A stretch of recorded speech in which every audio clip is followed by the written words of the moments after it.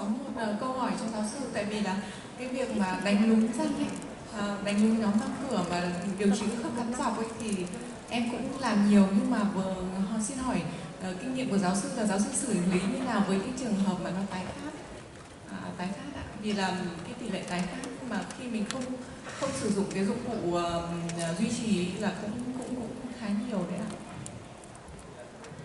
The first question is that she did a lot of total intrusion, but what she's concerned about is the stability of the intrusion. And she found out some of the cases have relapsed. And can you give the experience and the advice on this matter? Thank you.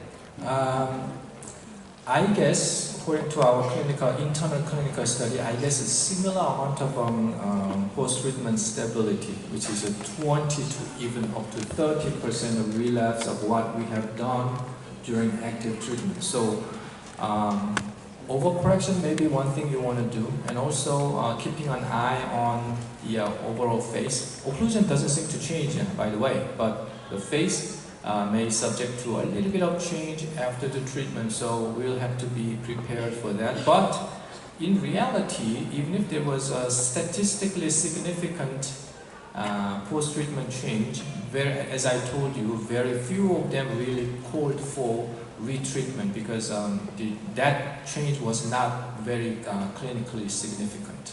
So what I can tell you is this kind of active control is still doable. Thank you, Professor Kizumi. Have you any question? Well, one question. Yeah. Em xin hỏi thầy là thầy có tính đến cái giải pháp điều trị lố, tức là đánh lún quá và có thể kết hợp với cả cái tập hệ thống cơ không? Bởi vì cái cơ quan xương mở này thì thường cơ nó yếu. Có nghĩ đến cái đấy để hỗ trợ để giải quyết cho cái việc tái phát. And besides the overcorrection as one measure to overcome the relapse, and he would like to ask you about the muscle exercise, myofunction exercises at one of the measure, because he thinks that in the hyperdiversion phases, the muscle is very weak, and when we do the intrusion, it's to relax because the weakness of the musculature. Thank you. I don't think I can answer the question.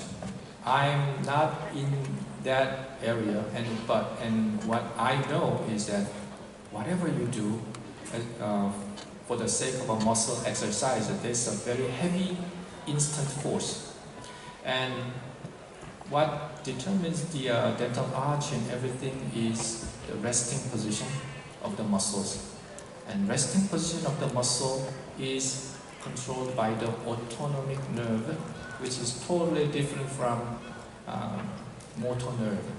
So I have a very strong doubt against the muscle exercise, even if some practitioners in outside claim that muscle exercise works in maybe very limited number of patients, but we do the clinical practice. Whatever we do, we have to mark at least 90-95% success.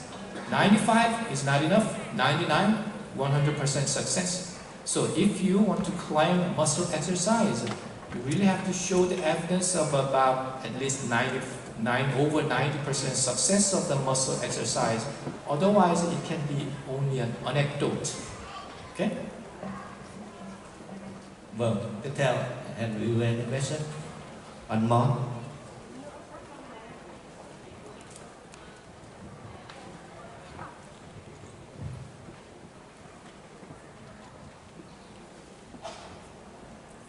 Dạ vâng, em xin muốn hỏi một câu là có giới hạn nào với đánh lún của hàng trên bằng giới hạn tối đa mình có thể toàn hạn?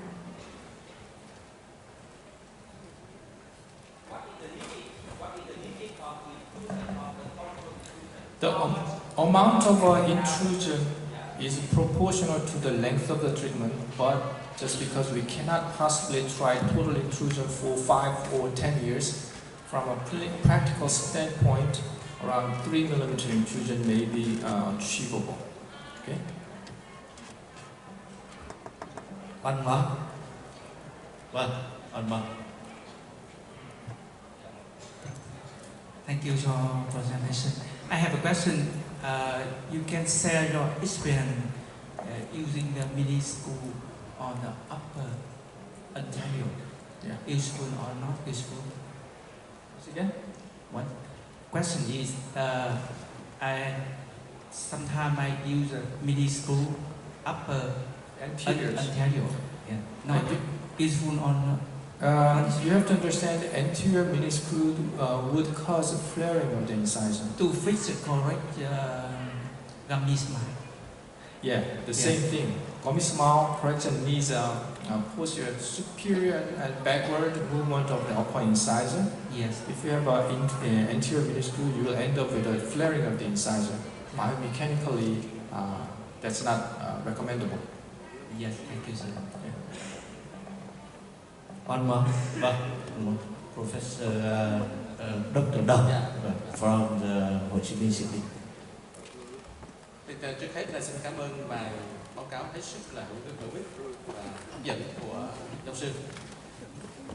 Câu hỏi của tôi rằng trong một số hình kết quả sau cùng chụp ở tư thế profile thì có xu hướng rằng những cái hình chụp ngay sau điều trị thì khuôn mặt nó ở mức có thể gọi là lý tưởng, nhưng mà sau đó dần dần những cái hình sau có xu hướng là nhô ra phía trước.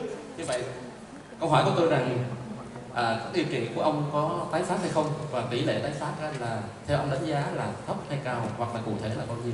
Yeah.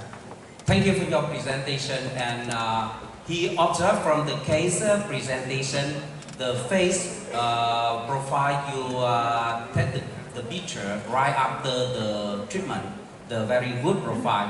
But some later on, the profile become a little bit or more protrusive. So he would like to ask about the relapse, the stability of the soft tissue profile during the long term.